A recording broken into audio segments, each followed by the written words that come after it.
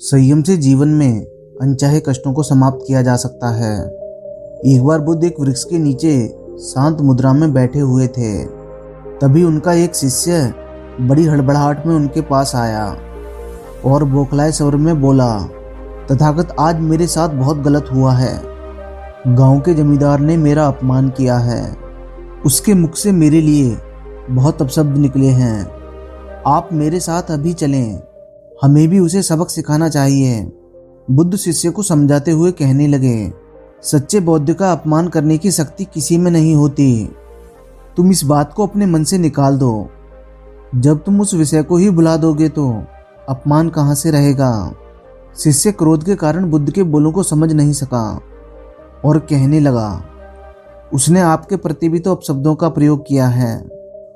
आप चलिए तो सही, आपको देखते ही वो शर्मिंदा हो जाएगा और क्षमा मांग लेगा। इससे मैं संतुष्ट हो जाऊंगा। बुद्ध शिष्य से कहने लगे, क्रोध से क्रोध उत्पन्न होता है, शांति नहीं। शिष्य माना नहीं और कहने लगा, जब तक आप चलेंगे नहीं, मेरे मन को शांति नहीं मिलेगी। बुद्ध कुछ विचार करके बोले, अच्छा, यदि ऐसी बात है तो मैं अवश्य ही तुम्हारे साथ चलूंगा। शिष्य ने आतुर होकर कहा, हमें जल्दी चलना चाहिए, नहीं तो रात हो जाएगी। बुद्ध कहने लगे, रात आएगी तो क्या, उसके पश्चात दिन नहीं आएगा? यदि तुम वहां चलना आवश्यक ही समझते हो तो मुझे कल याद दिला देना, हम कल चलेंगे। दूसरे दिन बात आई गई हो गई। शिष्य आश्रम के कामों में लगा रहा और बुद्ध अपनी साधना में लीन हो गए। तीसरे दिन भी इसी प्रकार हुआ। दोपहर के समय बुद्ध शिष्य से कहने लगे, क्या तुम्हें उस जमींदार के पास नहीं चलना? कल भी तुमने मुझसे चलने के लिए नहीं कहा और आज भी नहीं कह रहे हो। शिष्य बुद्ध से कहने लगा, तथागत, जब मैंने शांत होकर उस घटना के बारे में विचार किया तो मुझे इस बात का एहसास हुआ कि भूल मेरी ही थी। मैं ही अपने क्रोध के कारण उससे उलझ गया।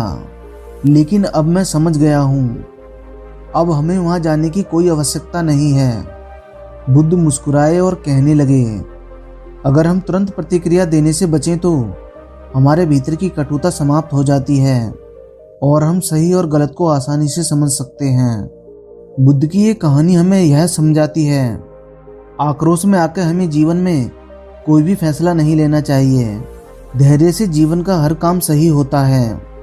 इसीलिए हमें आक्रोश में न आकर कोई भी फैसला अपने धैर्य के साथ ही लेना चाहिए। अगर बुद्ध शिष्य के कहे में आकर वहां चले जाते तो बात और ज्यादा आगे बढ़ सकती थी।